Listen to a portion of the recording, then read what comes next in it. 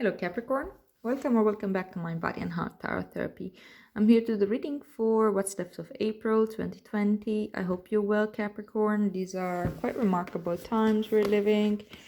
I hope you're well adjusted to whatever the reality is for you, and if you're not, I hope you're accepting of that and giving yourself lots of gentle awareness and love.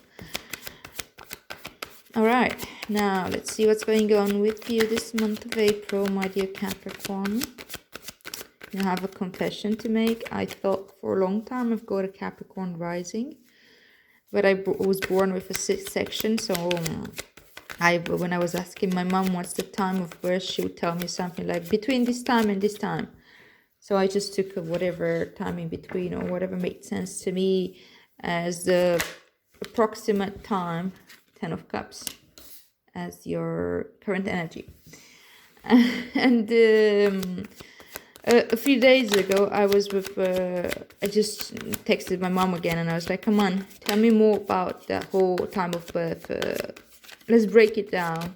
And we broke it down. 7 of Swords as your challenge.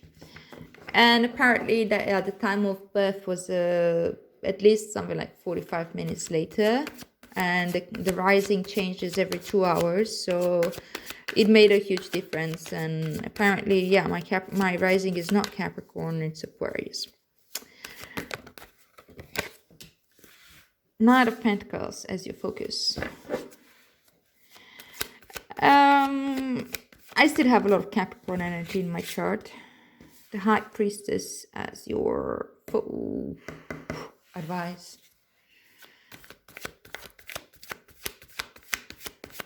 So I do identify with a lot of the traits of the Capricorn, but just not.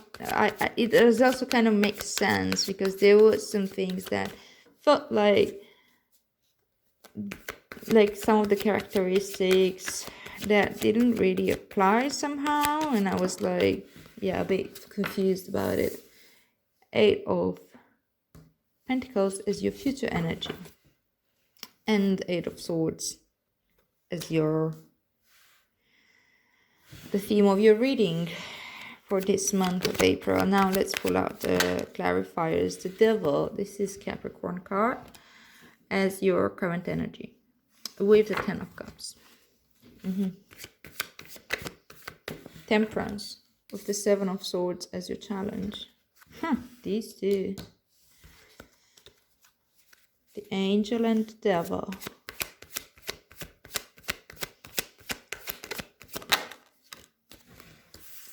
Three of Swords, with the Knight of Pentacles as your focus.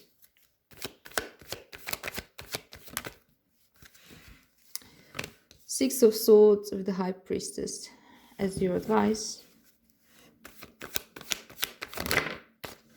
And the Hierophant with the 8 of Pentacles as your future energy. 4 of Swords with the 8 of Swords as the theme of your reading. It's an interesting combination. And this 4 of Swords came out a lot as a challenge for many readings. And it's interesting to see them as underlying energy and together.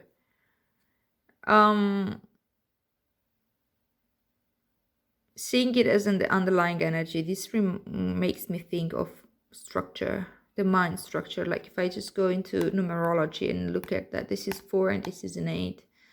4 means structure of the second cycle of evolution of consciousness and evolution of the mind in this case, because it's Swords energy. And the 8 is the second cycle where we establish a new level of stability, of, in this case, mental stability, as I said. And the imagery is confusing a little bit sometimes if you look at this card in this way, but it does make sense on a longer run. This is like, you know, as we develop our lower mind, our ego, our perception, not perception, but yeah, you know, the ego is more of, it's nothing wrong with it, it's more of like a protective I would say like a protective membrane around your self-awareness and consciousness. And this, it's more like around your sense of self, right? Who are you? And this membrane is kind of like changes how transparent, or how what's the antonym of transparent? Opaque it becomes when something happens, like some event that requires redefinition of the sense of self. So if you were to, for example, to consider that this is a system, it doesn't matter. This is your sense of self, and it's an open system. And whenever we are feeling grounded and secure and we are cool with everything, we are like, our ego is rather transparent. It doesn't impose a lot. It doesn't like, we don't have ego feats and anger feats, and we don't need to prove ourselves. We're relaxed, and we are able to take in, we're able to learn, we are able to exchange with the world, you know. And whenever we get like really triggered, and events in life happen that kind of fuck a little bit with my sense of self and who am I, and all that, the ego starts showing up, and it's creating like a boundary, so that we block in what we take from the world. This exchange is gone. We are focused within, into self-protection, protective mode, and that's what this membrane does. It protects you. So there's nothing really wrong with the ego in itself. It's just creating this boundary for you to have the time to first of all to feel safe, and then to recreate, and to take in the information and process basically what this new information or new events sort of challenge that sense of self. So the Four of Swords is like when that membrane has been like designed, it's protected, it's clear, okay, it's functioning. You can put your mind at ease. You're not like needing to make sense out of the world anymore. You're cool. The Eight of Swords is like about your higher mind, the mind that's not only of the like thinking of one own survival, but the mind that's more rational, the mind that is like able to connect to higher concepts, and you know, all these wonders of humanity that come from the rational mind, science, technology, amazing research of all kinds, like, you know, that comes from the higher mind. And also conceptualizing the world in so many different and marvelous ways. But the wisdom of this card says that once we reach that moment of you know, structure of the higher mind as well, which what creates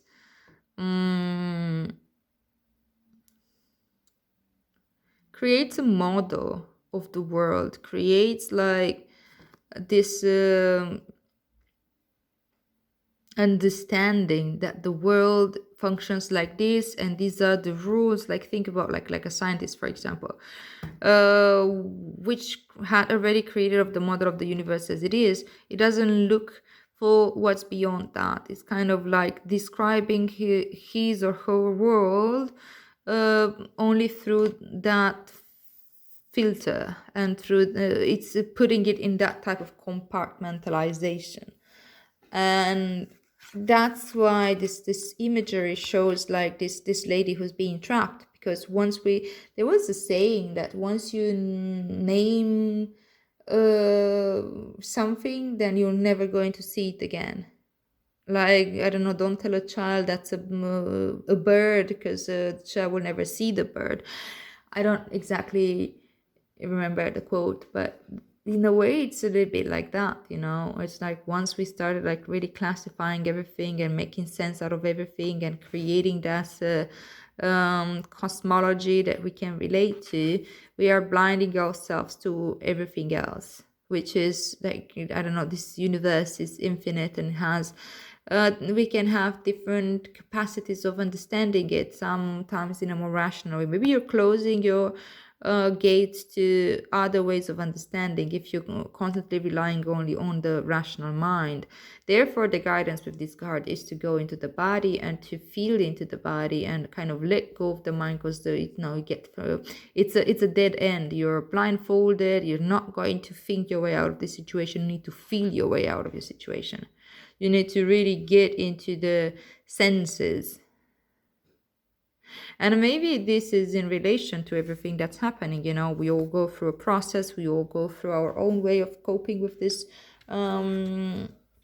global situation. We all have our challenges, and no challenges to be dismissed.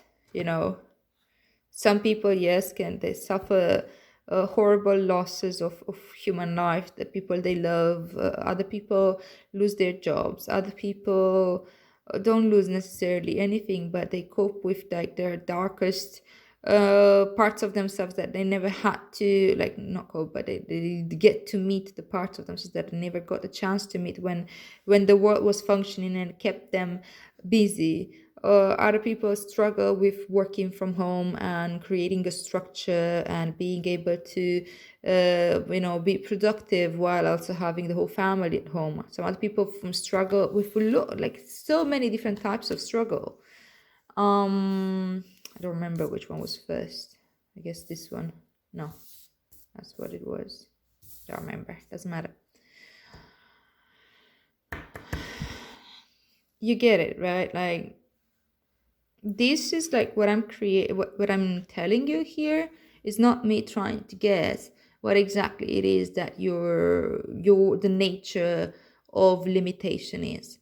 I'm just saying that the limitation that you found yourself in this level of evolution with your mind that could take you only this far. From this point on, the point would be to let go of the mind, because the rational mind is just not going to sustain or be able to push you forward out of this situation.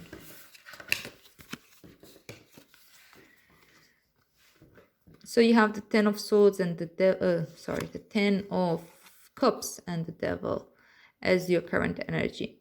As I said, the Devil is your card. It's Capricorn energy. Not to say that Capricorn means something bad or evil.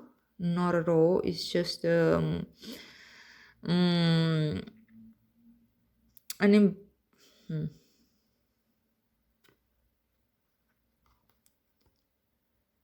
enactment of a character, if that makes sense. Anyhow, like especially having the Temperance and the Devil together here, like one after another, I feel like in this sense the Devil is that part of your character that pulls you forward. Sometimes the good and evil are man-made concepts, and are concepts of the mind. Again, they're concepts of the mind.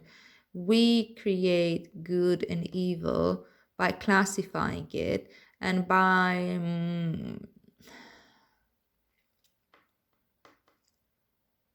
I don't know, by exploring it. I feel like we push the boundary of what's good and what's evil with almost like a hunger for both. And it's okay, because the mind needs to understand and recognize these differences and these concepts, because we live in a dual world. This is part of the human experience, experiencing duality.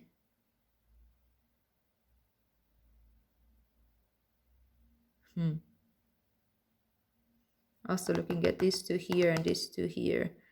These two are like feeling like enslaved here, and these two are like happy family, happy, joy. I feel like, coming back to what I was saying earlier, the Devil can come as something like to hook you in order to move forward. we need some type of like, in order to create a happy family and joy, blah blah, we are somehow the slave of our lust. We need to feel sexually attracted to the other person, and we need to fall in love in order to want to procreate with them and create this type of home. And in order to get there, we all go through all kind of conditionings and all kind of like, personal story and personal acceptance story, and so on. It can go a million different ways. And maybe this is what you are also called now in your evolution of consciousness to recognize. In order to get yourself out of here, in whatever way you're feeling stuck, and continue the growing process and ending of the cycle, because it's an 8, we still need to go to the 10, which are both very uncomfortable steps for the mind. That's why I'm saying the mind is not really going to help you here. It's just more going to go into freak out mode, because it sees this evil. It's through the mind that we can see the evil, right? If we weren't rationalizing, for example, if we wouldn't use our neocortex to understand different concepts and things like that, if we were just mammals, we wouldn't, I mean, we are just mammals, but if we were be just like other animals, we wouldn't conceptualize good or bad. And we don't even conceptualize it much in the nature. When we look at nature, the lion is not evil for eating the deer. It's hungry and it's survival, and that's how they can eat. That's the nature conditioning, right? It's not, of course I can dramatize and I can create stories about how that's evil or that how it isn't, but it is just nature, but for us, for humans, we create this because, of course, we relate to each other and to the world in a very different way, and it happens through this mind, the higher mind, the rational mind. So in order for you to get out of this step, you need to allow yourself to be seduced, allow yourself to be see what kind of desire springs within you that gives you maybe a new concept or idea of happiness and joy, a new way of romanticizing life, the universe, and everything. And yes, it may be an illusion, but sometimes we really need these romanticized versions so that we can get ourselves going. And yeah, when we eventually get there, we realize that maybe, I don't know, a happy family is completely different than what I initially envisioned that a happy family would look like. Maybe it's even better. Maybe it's something just from a different realm. And maybe things that were important when I first set myself up on that journey, when I was feeling this pull and this call, are not relevant anymore. Maybe that seemed to be the binding element between me and this partner, or that I was chasing, or I felt chased by, or we had this amazing romance. Once the family is being established, it kind of like normalizes. It doesn't become so obsessive anymore. It's just examples. Again, these are just examples. Don't necessarily assume that that's the only thing I'm talking about. This is a very general reading. Very general. Of course, there are fears as we go into this direction of like, okay, allowing ourselves to be hooked and to be pulled in by our desires, because we're afraid what's going to happen. What if we can't attain what we want to achieve, and so on. But I feel like this hook right now is necessary to get you out of here. So you have the Seven of Swords with the Temperance as your challenge. And that's very interesting because this is an 8, right? And this is 7. So I feel like you feel being pulled back. And the Temperance, the role in the major arcana of Temperance is also to pull you back a little bit. Is to help you balance yourself up and temper your impulses. Testing the ground. Don't just dive in directly. It's more a very balanced approach to pretty much everything, right? So I feel like you're being called back. Something pulls you forward. There's like a direction, an idea, a beautiful or something that even feels maybe a bit dark, but it's that need to explore. We have Mars in Aquarius right now.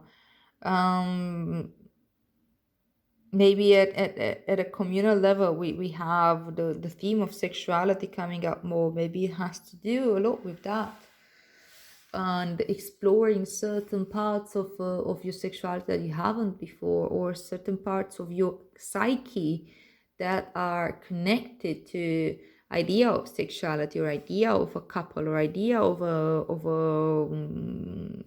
what a healthy sexuality and healthy couple relationship should look like. And then there's like, I don't know, the Seven of Swords is like the part of the mind where you take in stock of your thoughts, where you really like classify everything and put it into their bins, and like, okay, compartment, okay, this is this is that, this is this is that. Though it's a necessary process in the evolution of the mind, it's also the part of the process where we see how unreliable the mind can be, when it's starting to, like, as we start putting more and more pressure on the mind to figure everything out, and we're letting go of the rest of the senses. Remember, my channel is mind, body, and heart tarot therapy. The other components in my understanding of the world are very important as well.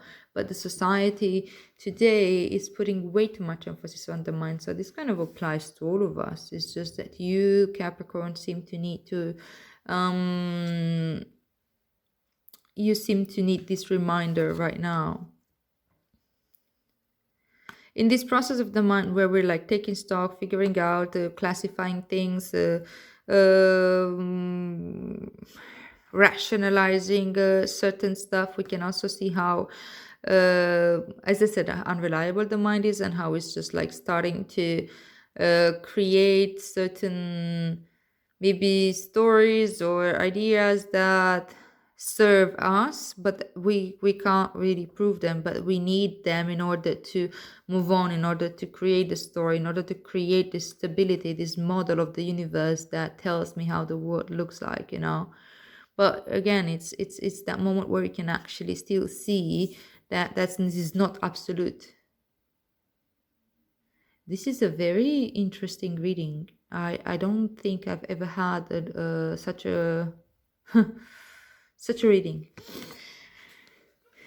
It feels incredibly general and incredibly specific at the same time, but I'm just gonna go with it. Like, I'm not gonna argue here. Temperance, as I said, it's that force of pulling you back. And it can feel like a lot of common sense. It can feel like something that it is necessary, but this feeling, this back and forth pull, may feel very challenging. Now, the focus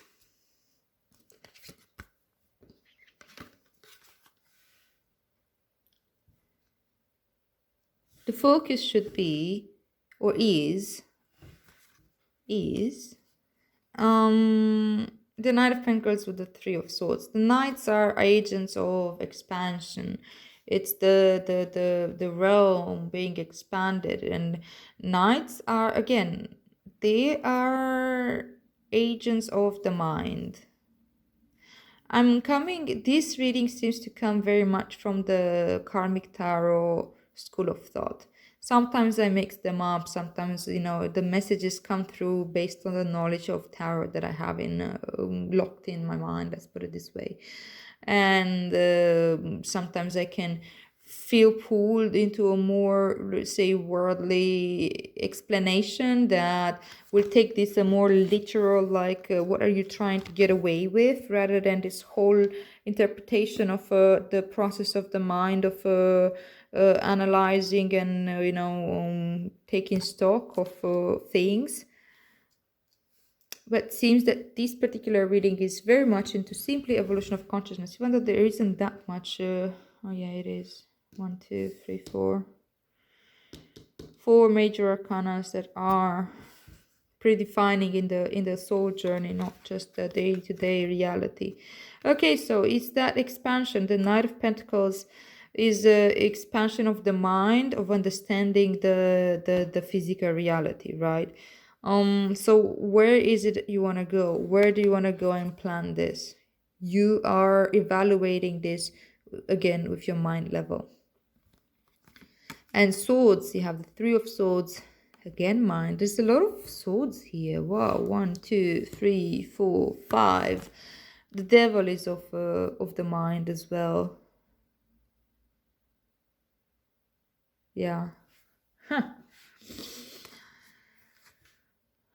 That's about emotions. So in order for you to move forward, in order for you to see where you want to plant these seeds, where is it where you want to put your energy, how you want to expand your realm, your physical realm. That could mean, I don't know, the way you spend your time, what you are doing as a daily routine, how you're going to work. Are you going to work from home? Are you going to work from, I don't know, creating systems, creating things that can be used in this 3D reality of today. The mind needs to put 2 and 2 together, and reach some type of resolution. And that resolution actually doesn't really come from the mind. It's more like the mind catching up with the heart. The real desire is not in the mind, it's in the heart. Yes, the mind needs to have a hook, but your heart doesn't need to have a hook. Your heart really just needs to have the chance to express itself. And most of the time there's no space because of the mind that's just so overactive. So you see, these swords do not pierce the heart. There's no bleeding. It's the swords aligning with the mind. No, with the heart. So I feel like the focus, and yeah, it concurs with the High Priestess, the focus for you in order to know where to put this, where you want to plant this and where you want to expand your kingdom, your realm, is the key is like allowing your mind to understand the heart. Focus that energy in that direction and you'll have your answer. The High Priestess coming in as your advice, the 6 of Swords. It's saying like really the answers are within. The answers are within. The High Priestess is very, very reflecting energy. It's an energy where you reflecting in the sense that you are in a meditative state where you can reflect on things and you understand, you see the black and the white, you understand the nature of duality, and but you understand this from a point of intuition, from the point of inner knowing. It's an inner knowing that's not of the mind, but the mind does abide to this type of inner knowing because it's much stronger, much more real than whatever truths the mind is creating. The mind is just like trying to interpret these inner truths that we feel every once in a while, and it's just trying to create a sort of a model or understanding of it that makes sense to a rational person. It's very hard for me, for example, not to explain all these things, like all that's coming through right now. It's really hard to articulate. But I'm obviously using my mind, my source energy, and my communication. So it's also about communication skills in order to tell you what is it that I'm receiving in terms of knowledge and channeling for you right now. That's just an example, but this is pretty much how we all function.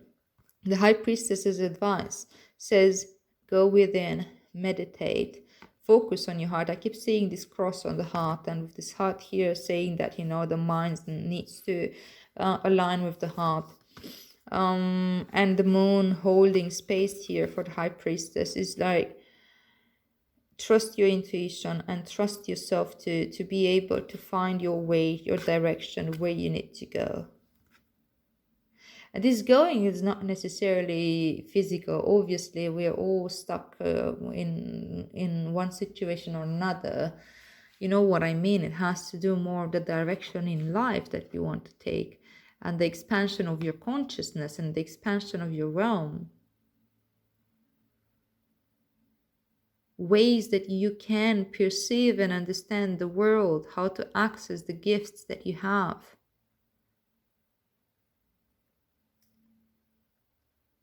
The secret with the understanding duality is also understanding non-duality. They happen at the same time. Once we truly understand the nature of duality, we realize that there are two sides of the same coin. They can't exist one without another. There is no good without having bad, and there is no bad without having good. And what is what in relation to what? It's something that we assign. Killing is bad, but yet war happens, and depends on which side of the story you are. Killing that one is the other person is good or bad. From the other side, it will be the other way around. Yes, of course, there are like unspeakable atrocity happening, which can easily be deemed bad for those that are receiving the atrocities, for those that are creating it. For them, it somehow feels some type of something to be done for the greater good or things like this. It's hard to have that conversation. I'm not going into it too deep, but it's important for you to reflect on duality and non-duality and see what comes up for you. Trust your inner wisdom to give you the way out, of this this freezing of the mind,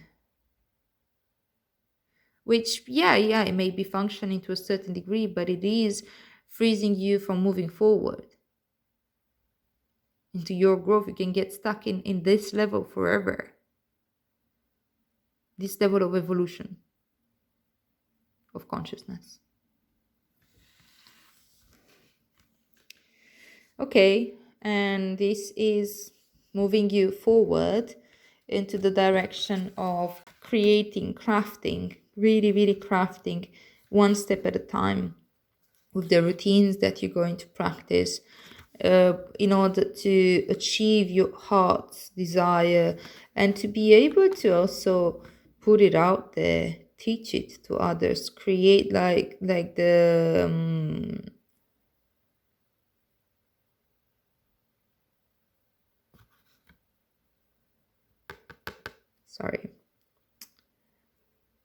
create the medium from which you can share that experience, and becoming a full authority on this particular way of coping with yourself. And when we go out there and we don't necessarily teach you, okay, let me teach you how you're gonna go and figure out exactly your own story. I'm not an expert on you, you are the expert in you.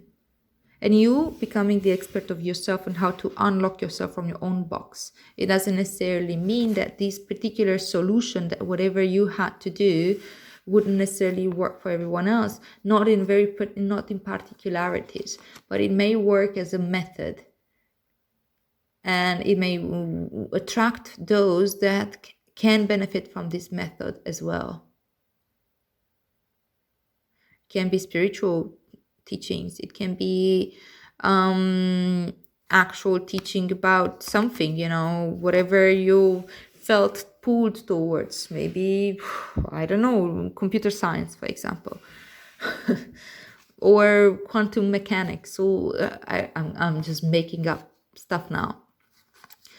Once you've like gone out of the box yourself and you've pushed the boundary of whatever was deemed to be the truth in that sense, you're coming up with your own method, right? And you are able to put it out there and teach it to others as a method. I do have a bit of a problem with spiritual teachers in general and the whole idea of a guru and things like that. So Capricorn,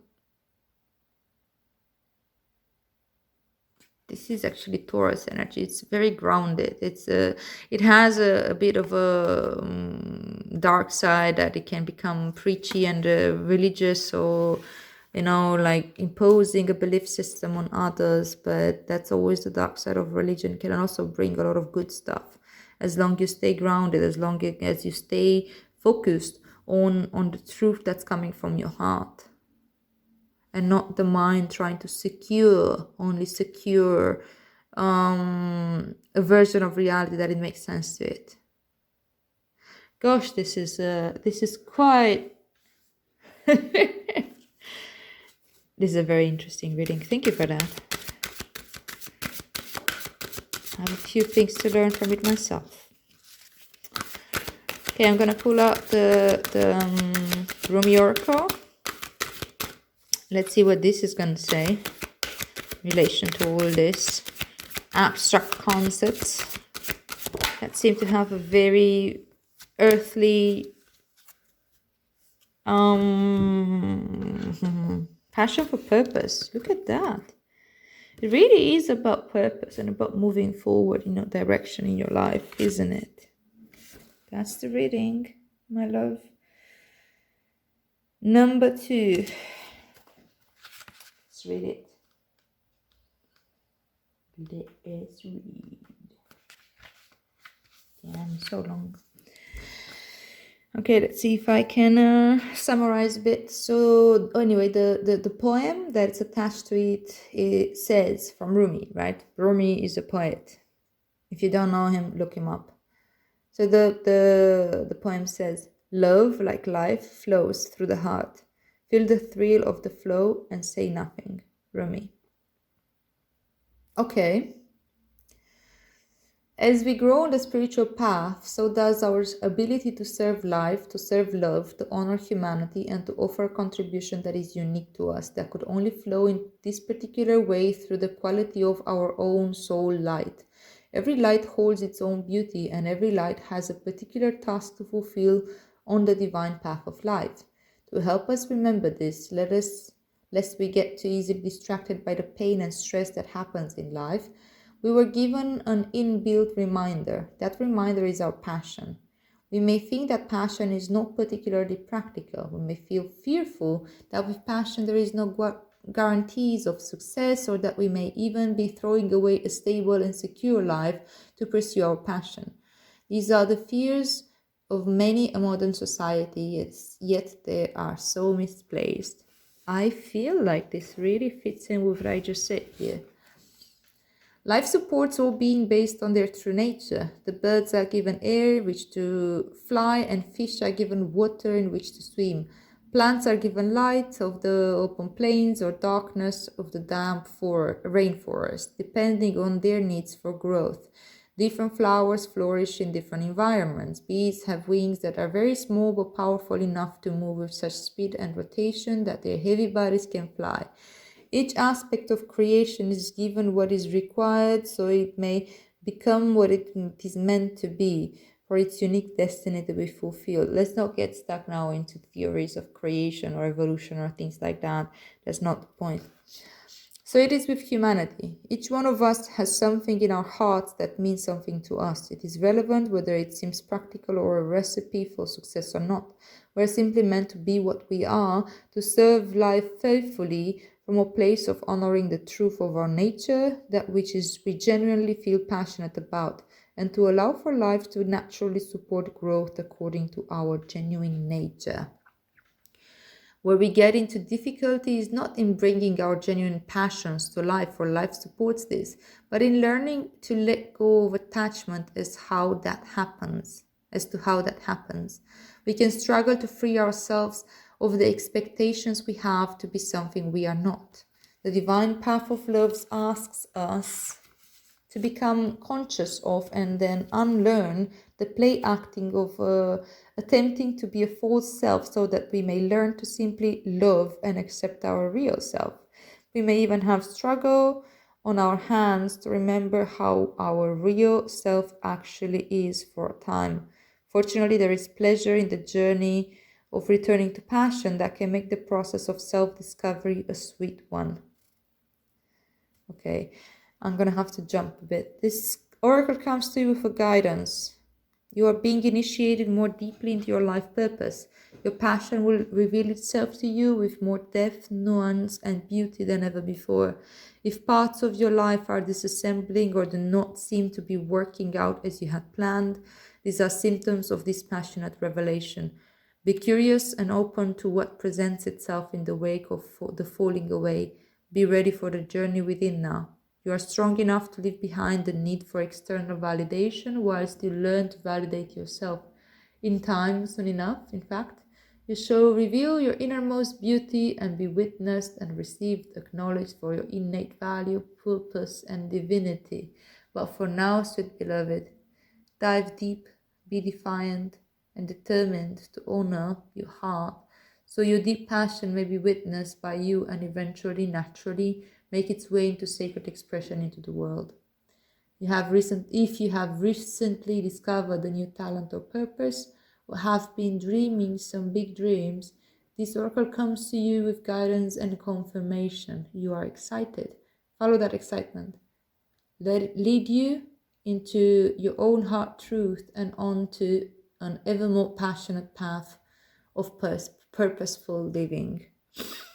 Sweet. So that's what this devil is here, actually. It's really about that passion that comes to push you or to pull you towards your passionate path, purposeful living. Wow. Okay,